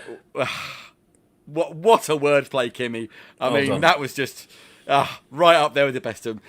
Yeah, so round of applause for Kimmy on wordplay there. Very, very good. Very, very good. Moving back to E3 and the seriousness of the situation. Shockingly, not that we take anything seriously here. Obviously not having an event this year. We all look forward to it. It's a time when we all get together. I know that Craig has run an E3 party for years. I've never been because, for reasons. And I know that I still watch it. I've always enjoyed getting on with some friends, chatting online as things get announced. I'll never forget, when things have been announced, my mate and me texting back and forward, or, oh my God, did you see that? Being an Xbox Live party chats, and we're chatting about it, and the announcements. Super exciting time for us gamers, right? It's as Craig calls it, it's gamer Christmas, right? So Absolutely. we get all the announcements, we get to see new things that are being worked on. We get release dates for things which invariably will get moved, but it doesn't matter. We can get excited about these things. We get release dates; they're coming. These are the things. But I think the first question we have to ask here, they've already said that next year E3 will be back. Now I'm pretty sure they said this last year, probably said the year before that as well. But I'm going to ask the question, and I think I'm going to get both of you to answer this one: do you think E3 can actually make a triumphant comeback, or are we going to be seeing the end of the era of E3? What do you think, guys? I mean, let's go Tommy first on this one because Alan had first dibs last time. Every part of my being wants to say yes, like every part of me, because a personal dream of mine is to go to a physical E3 event and lap it up. Something I've wanted to do since I got into games, since E3 become a thing, and literally kind of looking, kind of think it'd be amazing to go around and see it all. The one small little part of me is like, as I was kind of reading earlier, it's a case of you have the likes of obviously Sony not attending E3 for obviously 2-3 years now. 3 years now, I think, isn't it? Obviously they do their state of play stuff. Obviously when Nintendo do kind of like their little direct things and stuff like that. I don't know if it's a case of with the big boys not kind of throwing like their towels in the ring as such. Is it as impactful as it was previously? And that's the thing that is, if the big boys, if like the kind of key people that kind of shout about stuff aren't kind of going, do you know what, not this time round, then it might be a case of, I think E3 would have to pull something very big out of the bag to kind of to kind of pick up the lost momentum over the past few years, because I think that's going on. So that, for me, it's sad because E3 is very special to me because, as I say, very much probably like for you, Chris, and for you, Al, and obviously Phil and Craig. It's, as I say, it is Game of Christmas. It's that thing of sit down, go with pizza with your mates, chat on the headset, and go a case of, right, we're going to pre-order this, or this is looking awesome, or say, nah, that don't look okay. But I think E3 might have to pull something big out the bag to kind of, to get the momentum and the wheels spinning back up in gear. So what do you think that something big would have to be, Tommy? What do you think? It would. I think if Nintendo, for example, pulled out a new Switch or something, I guarantee that would like make something happen. But just like that, it's got the big boys have got to pull something out. There has to be that. For me, what I miss is that competitiveness. Yeah. Basically, a case of like Xbox versus PlayStation. They're the big boys. This is what we've got. E3. Yeah, exactly. it's just got to be. I don't know, something. Someone's got to bring something out to be a case of like see it first at E3. Okay, fair enough. That's a good shout. So some amazing reveal of something which is an E3 thing. Yeah. So let's get. Or maybe a grudge match. Yeah, we get like a fight to the death between Jim Ryan and Phil Spencer with machetes in an arena. Oh no! Or maybe what we should do is, to be fair, that would sell tickets. That would absolutely sell tickets. Maybe what we should do is we will get the greatest fails from former E3s to have a fight, and we'll get the guy who did the Ridge Racer and get the second job taking place in free versus Phil Harrison on the guys who went TV. All those guys. Maybe we can get those two to have like a big battle royale or something. I don't know. But yeah. What about Peter Molyneux? Oh, Peter Molyneux. This is throw him into the mix. Yeah, but he claimed to be there and then not show up because he'd claim that he was a black belt in every martial art, and then say, well, actually, he didn't have time, and he wasn't actually finished. Live action Dead or Alive. Dead or Alive. Yes, Yep. So Lovely, Peter. So, Alan, what's your take on this? Do you think we can have a? Well, my initial take is, like in those Italian funerals where the old ladies follow behind the coffin and they all go,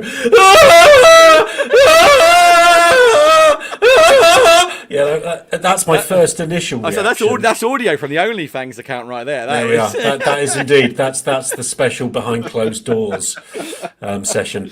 But no, I mean, it's kind of a mixed bag in my mind, right? First of all, I can't help feeling that obviously I totally agree with what we've been saying, right? So E3 is, and I'm 100% behind Craig on this. It's gamers' Christmas, and for the past God knows how many years I can remember, I don't live in the same area as you and Craig and Jules and Ritzy and all the guys that we 60, see in the 70 chat miles room. away, aren't you? I'm about 60, 70 miles away up in Peterborough, and you're over there in Elmswell and Ipswich and down that way, About an hour or so. It's not that far, but it's far enough that it's not like I'm just going to nip out for a couple of drinks and see you. So it's an opportunity every year. Although, hold on, Al, I'm just going to bring this up. We went for breakfast the other week, and you were like, I wouldn't. It was breakfast. Come on, it's breakfast, man. It's like bacon and eggs. I'd drive halfway across the country for that. Anyway, but it is something to look forward to. It is a special event. I come down, I stay for like 2 or 3 days. We drink a little much, we eat a bit too much crap food, and every so often a presentation comes on and we watch it and we all talk about it and we play some silly games and we have fun and we have a barbecue and we drink and we go out for breakfast. It's all the fun stuff, and it's really something to look forward to. It's my gamer's Christmas, and I would be extremely sad if that went by the way. I mean, there is even something in the article where they talk about some of the publishers having one-off events throughout the year instead of just 1 week of hype. That's not the same. Trailers come out all the time and we talk about them. It's not the same thing. It's like, it's just all this thing. You don't know what you're going to see. You see it and you're like, oh my God, did you see the trailer? And you talk about it and you're excited. It is just like opening your presents at Christmas. And I would be extremely sad. However, on the flip side, for the developers, E3 is an absolute nightmare. E3 is crunch mental. We have a video coming out for E3, and those guys, it's worse sometimes. I've read from some of the developers and programmers that it's worse actually a run up to E3 than actually getting the game out the door, because the publishers are expecting a video to be ready to wow the public with this game, and it has to slay them. And there's so much pressure on these people with overtime and hours and everything else. To lose that would be absolutely lovely, because crunch is something evil in the industry that needs to be stamped out, and I think not having E3 would definitely be a way of doing that. But again, maybe that's not the solution. If you've got a bruise on your arm, curing the bruise is not, chopping the arm off is not a way to cure the bruise, right? So at the same time, it's a more endemic problem within the industry that needs to be resolved in other ways, and cancelling E3, it would be very, very sad in my mind if it was to go. Now, let's just be clear on this. It's actually the E3 organisers that aren't going to be holding the event. We could still be seeing presentations from Microsoft, from Ubisoft, and we probably will, and hopefully they will stay in the same weekend and we can still have those and we'll still watch those events. I believe it was digital last year in 2021, but in 2020 it was cancelled completely. But in the digital one, we still had those presentations in 2020 from Microsoft and Ubisoft, even though E3 itself was cancelled. So hopefully it'll be the same this year. I was going to say, I think that leads on to a question I had, which is, I think I agree with a lot of what you said, Aaron, and that whole the crunch thing is very relevant. And we talked a lot about working conditions yesterday, and there's a really interesting video about the first Gears of War actually called The Road to E3, where they do a video about it, and you see the guys having to sleep at their desks and stuff, and you think, Jesus, And ultimately, a lot of the times they release videos that are totally unrealistic. Let's not talk about Watch Dogs, where they showed a video at E3 that was in no way respective of what the end product was going to be. That's probably more a Ubisoft thing than. But it's not the only occasion when that has happened. They've put out videos showing off a game that doesn't look anything like its original. And the pressure is to sell the game, but ultimately they come back and go, "Hang on, that's not the game you showed us in E3." So again, that's another aspect of it as well. They want to show that vertical slice. But then we see the slice of the pie, we think that's going to be awesome. Then you see it like. And there's a few games that have really lived up to that, and I think. But I'd still take all of that for that weekend of hype. I'm sorry, but I would. Yeah. So, do we think that we still need to have a physically free event moving forward? Because obviously a lot of physical events have gone the way of the dodo, but then equally a lot of stuff is coming back now. Like Comic-Cons are back on the up, and they've all been like for example, I'm a big DC fan. We had DC Fandom for the past few years, and that's been entirely digital. And it's worked really well for Warner Brothers and DC, and to get the trailers out or the news about the comic characters and what's going on with the books, where they're bringing new characters. That's worked really well for them. So do we think we need a physical E3 event as much as we'd all love to go? I'm sure. Do we think that it's going to be something we might see? It might become, for what is essentially a digital market now. Do we need a physical event? Do we think it'll happen? What do you think, guys? What do you think? Yes, most definitely, 100%, without any question whatsoever. I've been to some Comic Cons, and there's nothing quite like the feeling of being in a very hot, big building with lots of sweaty nerds. But the fact of the matter is that I'm a sweaty nerd, and the fact of the matter is that we're all there for the same reason, because we love the things that we love, and being part of that community and actually being digital is fine. It's fantastic. Yes, it's wonderful. The technology we have these days in the world we live in, nothing replaces human contact, and that's what these things are about. I've been to the Xbox Convo or whatever it's called with Craig and Jules a couple of years ago in London, and it goes around the world. So we were very lucky that Craig managed to snag us some tickets, and it was a fantastic experience to see the game developers and talk to the game developers and actually see products physically and have a little bit of a go before they even came out, and little novelty things like they had people all dressed up in like stormtroopers and stuff because there was a Star Wars Fallen Order game coming out or whatever, all this kind of stuff. It's all part of the atmosphere. It's a bit like, would you rather go to Disneyland or would you rather watch an interactive video of Disneyland? I'd rather go to Disneyland.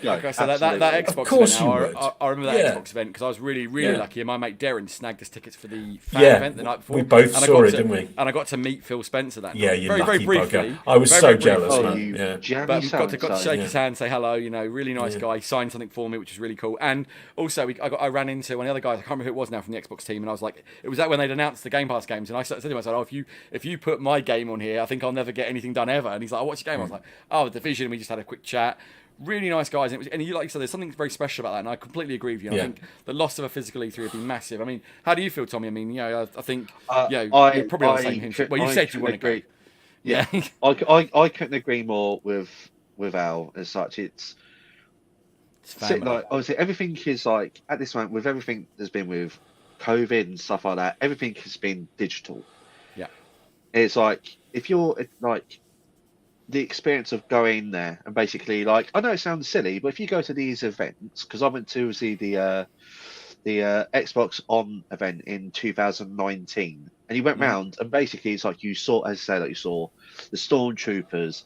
And I had like the interactive games, the demos, and also one of the like little silly things is like the little freebies you get, the exclusive bits you can get, pin badges and stuff. Yeah, exactly. It's the whole experience of it. It's like it's one of those things that it's amazing to watch it on a screen. So like being able to see it on a screen versus absolutely bugger all, it's amazing. But who doesn't want to go?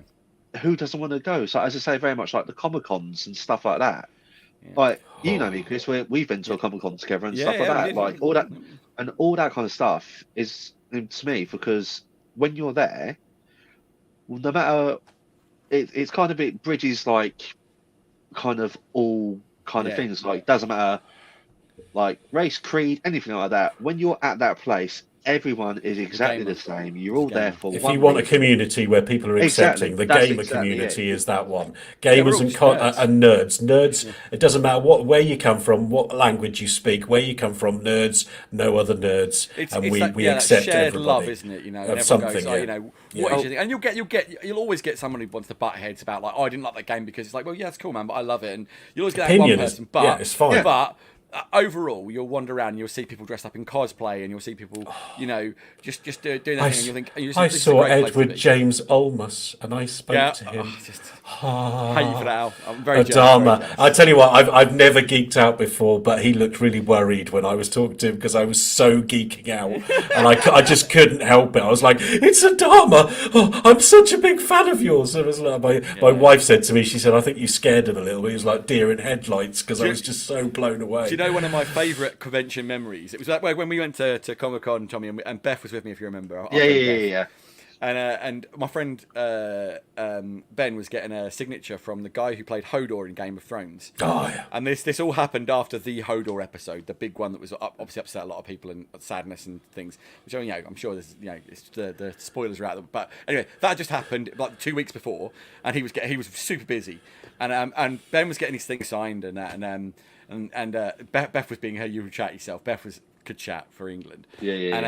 And she said to the guy, she said, "So what's the most random question you've been asked today?" And he just like kind of stopped and went, "I haven't really been asked any really random questions." She went, "Okay, what's your favourite sausage?" She sounds brilliant. And you know what the best thing about it was? He stopped, he thought about it, and he gave her a decent answer. And I was like, "That's amazing! What a dude!" So you know, like, you know, there's so many great things, and you do see them. You know, it's a wonderful thing. I think it's. But I will say this: I have one more question, which I'm going to pose to the group, and then we'll kind of wrap it up. But it also ties to something Kimmy's put in the chat as well, and she put, you know, there was a thing like, if you remember, a few years ago, E3 had a data leak, and a lot of journalists and influencers didn't want to guys like they unfortunately shared a lot of people's infos. You know, by accident, admittedly, but shared basically a ton of people's info. But this is a question. I'm just going to do those things, and we've kind of touched this, but I want to get a solid answer and a wrap up from everybody. It's like, do you think in the age where Sony are doing State of Play on their own, and Microsoft have fan events which are separate, and Nintendo do their Nintendo Directs and all this kind of stuff, do you think E3 is really still relevant? And do you know, and as such, you know, is it something we need anymore? So let's just throw that out there. I mean, we sort of touched on the need bit a bit. We all want it for sure. Let's just go forward.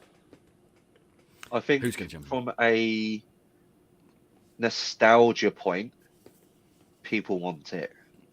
The nostalgia and what it means to people. Mm-hmm. As I say, Game of Christmas, stuff like that. Obviously, what it means to me, what it means to Al, what it means to you. Anyone who's a gamer who loves E3 will have the nostalgia piece. As I say, with more big names like Sony doing State of Play, Nintendo doing their sporadic Nintendo Direct stuff, obviously when Xbox does stuff like that, will it be it? I feel a lot of people will want to literally just focus on the brand that they love, and just be a case of I go, okay, PlayStation State of Play is going to be when this is, Xbox when this is. As hard as it means to say, I think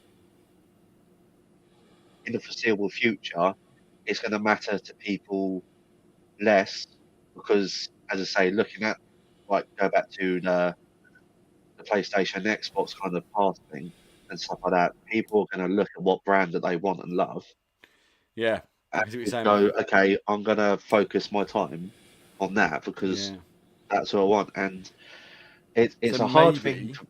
We need to bring it. What E3 did well was bring people together, and whilst there was still conflict within that tribalism, there was sort of a chance for everyone to get a peek at the other side, and people would pay attention to what the other one were doing, even if they weren't necessarily invested in it, and it might have opened your eyes to something. You know, like I remember the first time, not being a great example though, when first time I saw God of War at a PlayStation event, and I wasn't really a PlayStation game, I was like, "Holy crap, that looks awesome!"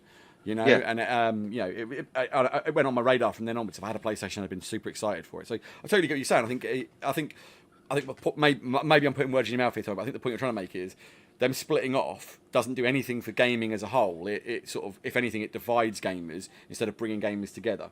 Which, you know, maybe that's what I did. Maybe that's what I got.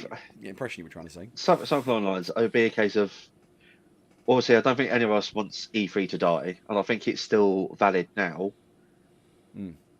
But with how things are and what other routes, obviously, other brands are taking with different things, maybe in a few years' time, E3 will not be might change into something slightly different, or just might not exist at all because of everyone doing everything else, which will be sad. But I could potentially see it kind of going that route. Yeah, fair enough. Al, what about you? Got any thoughts on that? I think it's a worrying trend for me because I kind of look at it and I think, first of all, I think that again, and I've already said this once this evening, that we live in an age of where technology is very free to hand, and there are lots of different streams where people get their information from, and many of those streams are instantaneous.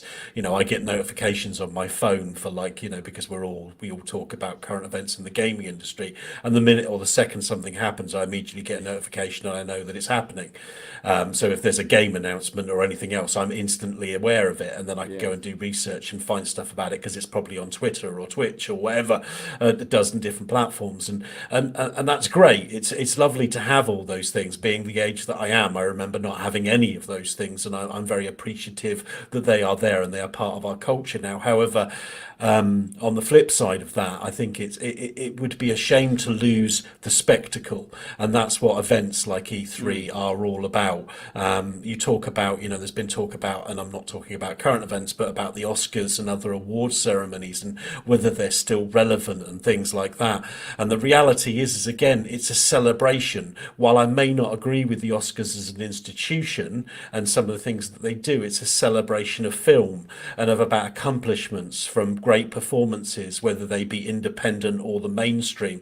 Documentaries, they cover all the aspects about fantastic soundtracks, and I think that's what makes the Oscars spectacular, and I think that's why people should support it and watch it. And it's the same with E3. E3 is an event. It is a spectacular extravaganza of what developers are doing and what they're pushing the boundaries of, and how they're working hard to produce the next era and the next generation of content. 100%. And we should be excited about it, and it celebrates it, and I celebrate it as a consumer and as part of that culture and that family, and for that to be spread out across all those different exactly, thank you, Vin, we're all family. But as you know, and I would be very sad if that all becomes diluted by the fact that those things that we take for granted every week, they're great, but they're not the same as the spectacle of something like E3. And I think if anything, we should be making a push to pull everybody back into the fold. I think sometimes the dissension between the ranks of whether I'm a PlayStation or a Nintendo or an Xbox user is something that gets in the way of the fact that ultimately we are all geeks, we are all nerds, and we are all 100%. Gamers, and it doesn't matter. Absolutely. We love the same things. We are wowed by the same things, and when something cool comes out, it doesn't matter whether it's God of War or Red Dead Redemption 2 or something that's on one console that I don't own, or on a PlayStation or a PC. It doesn't matter because it's cool and it makes me go, that's awesome, I really love that. I really appreciate how cool that is, and I think we should be working hard to bring the community back together rather than divide it by cancelling things like E3. I mean, you say a celebration is a good point, because I forget all the stuff that happened this week at the Oscars, obviously the big thing, but I remember talking to Craig the day afterwards, and I was saying, I'm so pleased to see June got so many Oscars. It won 6 Oscars, and there were a few that really stood out to me, and I was so happy. Whilst I always felt it was a bit sad that Denis Villeneuve wasn't nominated even for Best Director. I thought it was being to see June win Best Cinematography, which, I mean, if you've seen that movie, how anything could have beaten it would be beyond me. It's the most. It would have to have been a very stunning movie if it was to beat June. Was staggeringly good to see. Right, it won Best Score, and again, I remember listening to Hans Zimmer's score and just being like, oh my God, this thing is on a level of beyond. And it was, for me, it was great to see the people, and the special effects guys won and the sound design one, and we've all commented, and it's very, very rare that all of us would say the same thing. And so, like I say, a celebration of the things we'd all taken from June and gone, oh my God, the sound design, the special effects, the score, oh my days, the cinematography, and we'd all said these things, and it was great to see these people who don't get the recognition of the actors or the directors necessarily get the big shout out and get the big wow. And I think you're right when you say celebrating something and bringing people together is what we need to do more of. And I think on the back of things like COVID, etc., it's a really good time to sort of, for E3 to not for E3 to necessarily do anything special, but for the community to rally behind E3 and go, we want to see this, we want to see these things, and we want to push like people like Sony and Nintendo back into E3 and keep Microsoft in it, because I know Microsoft have been a supporter of it, but we need to keep them all involved and make a big deal of it, because these things bring us together as gamers, not as a tribe. And I would be very sad not to hear the words world exclusive again. Oh yeah, absolutely. Right, well, guys, I think, you know what, after Alan's amazing world exclusive, I think what I'm going to do is I'm going to take that slide and I'm going to fade up our awesome background music to say we're going to be on the way out. So, I've had a lot of fun tonight. I think it's been a pretty good podcast. Well hosted, Chris. You did a fine job, sir. I didn't push any buttons too badly, which I'm quite happy with. I didn't make a complete mess of it. Super about that. I'm sorry, but you're not quite as good looking as Craig. But the Craig has the benefit, mate, because that head is so shiny. You can just look at yourself the whole time and just look like a mirror. That's probably what it is. So it's just so I mean, that's what it is. That's why Craig is such a handsome devil. You just look at yourself, going, look at that face. Oh, it's me. But yeah, on that, it's been an absolute pleasure. I'd like to thank both of my panel. Alan, you've been a pleasure as always to have on, and thank you for making my life easier by not sabotaging my hosting. I appreciate that. And Tommy, as a guest, you've been an absolute star, my friend. It's been a pleasure to have you on board. Have you enjoyed yourself? I have indeed. Thank you so much for the invite. I appreciate it, and it's been lovely to get to speak to you boys again. Pleasure to have speak you with on. the wider audience as well, mate. So pleasure to have you on. Thank you very Props much. On the background. Phil, you need to up your game. He does. You know, and also props on the Halo headphones, Tommy. So just as a things there. Yeah. Loving that Spartan action. Just saying. So, on brand. So I'll just say bye to Kimmy. Thank you for coming in. And I think at that point, guys, I'm going to say so. So can I have a goodbye for everyone? A big goodbye. World exclusive goodbye. Go. World exclusive. Yeah. Take it easy, guys. See you guys. See ya.